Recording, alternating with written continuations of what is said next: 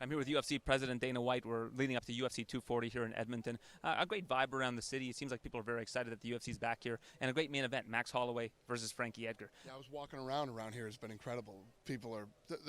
I met some people in here today that flew in from New Zealand for this fight, so it's been fun. The ticket sales were lagging a little bit, but it seems like they've picked up. How many people are you expecting here tomorrow? Yeah, I don't know. Probably 13,000, I'm assuming. That's a good number. Yeah. So with that, take it. I know you track the betting lines for the UFC. Max is like a 4-1 favorite for this fight. Do you think that line's a little bit crazy? I think that's the story of Frankie Edgar. I mean, Frankie Edgar has been overlooked his whole career, and he's pulled off some amazing upsets. He's been down in fights and come back. I mean, I think that's two things. Frankie Edgar, I mean, has always been overlooked, number one, and number two, Max Holloway is a beast at this weight. Jon Jones is in the news again recently for the wrong reasons. It's a misdemeanor crime. Usually if a fighter has a misdemeanor crime, you could probably overlook it a little bit as long as it gets resolved. But with Jon, he's got a history with this kind of behavior. Are there any ramifications for him? So a couple days ago, I did some interviews. I did a radio press tour to,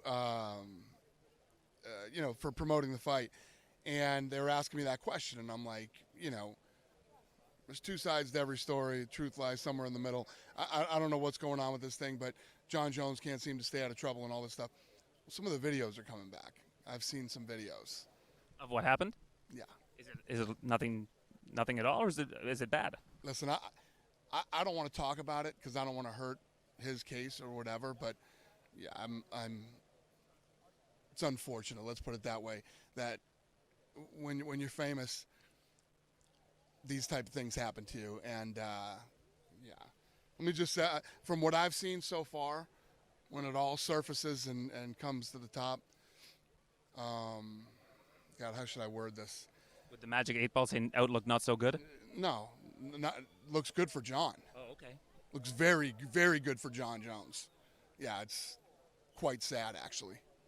My question with this kind of thing is there actually a code of conduct that the UFC has? Do you guys have meetings when you talk about this kind of thing, or is it just case by case? We have a code of conduct with certain things. But yeah, these type of things are definitely case by case, yeah. Can I get a copy of the code of conduct? I'm sure it's out there, yeah. Why?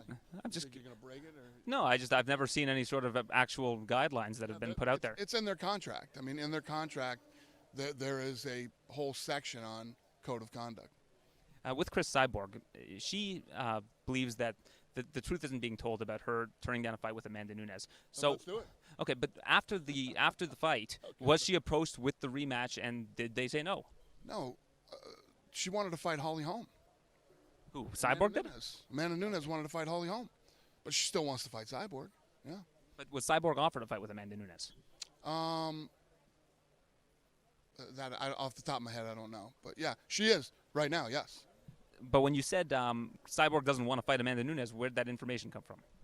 From Cyborg. So she said she doesn't want that fight. Right. So now that her contract is going to be expired after this, are you open to bringing her back for just one fight? And if she does leave the... Yes, how is this so complicated? How can you not figure this out? Could you give her a long-term contract as well? Yeah, sure. We can do whatever she wants. If she leaves, she doesn't want this fight. If she leaves, is there a purpose of keeping the women's featherweight division? There's only really 3 true featherweights in the division. Of course we can. Yeah, Amanda Nunes has it, wants it, and is willing to defend it. I noticed that 2 flyweights got signed recently. Brandon Moreno was brought back, and another individual, Askar Askarov, was signed. Are you guys planning on reloading the flyweight division? I mean, obviously it went down from about 50 to 12, 13. Are you guys looking to build that thing back up? Yeah, we never got rid of it.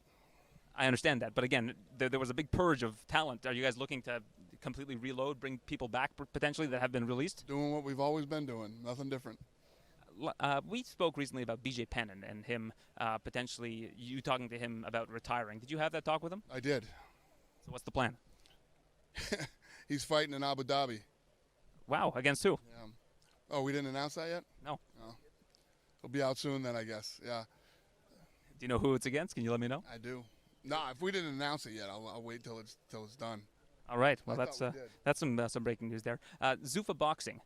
It seems like things are getting on track for that in October. Are you planning some sort of soft launch? I know someone's been hired for the position to run Superboxing. Is that what you hear? Well, you said it in the recent scrum. Yeah. Yeah. Then you know the answer to that question. Yes, I'm interested. But are you planning to launch this year? Like what's step 2? Yeah, well, step 1 is to get somebody in place first. He's not. We haven't hired. We've hired a guy, but he's not there yet.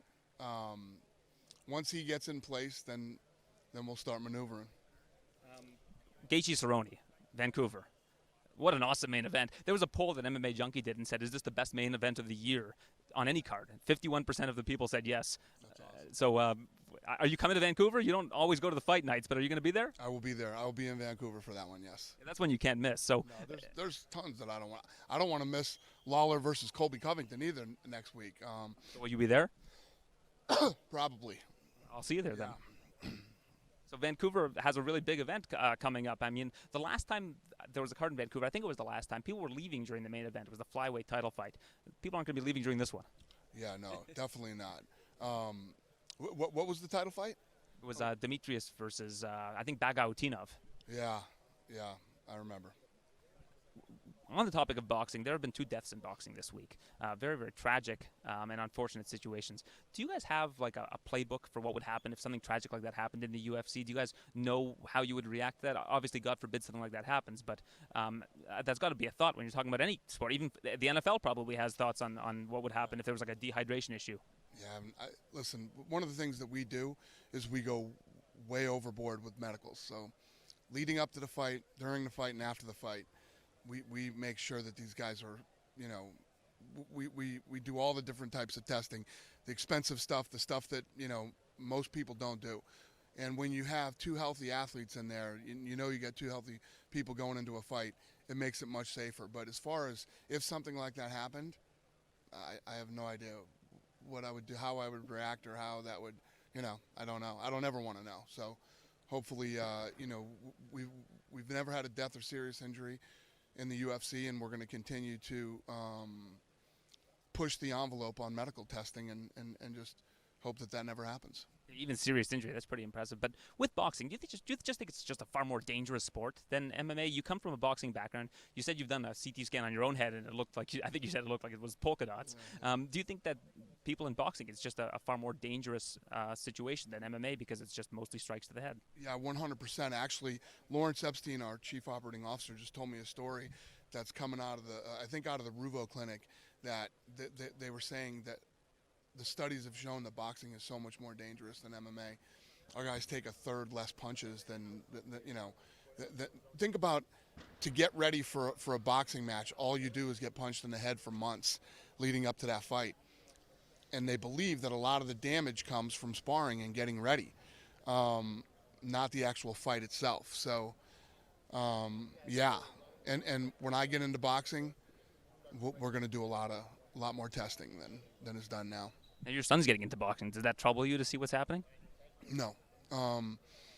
You have to live your life, and you have to follow. You know, my other son plays football, which is more dangerous than both of them. So, you know, life is dangerous, and you can't stop your kids or your loved ones or whatever it might be from doing something they're passionate about just because it might be dangerous. You got to tell them you got the money to build like a record studio, get them into music or something. There's no contact. Yeah, it's not really my thing, but if it was, I would. Whatever my kids are into, I'm into. So I probably would build a studio. As a father of 3, I get that. Thanks, Dan. I appreciate your time. Thank you.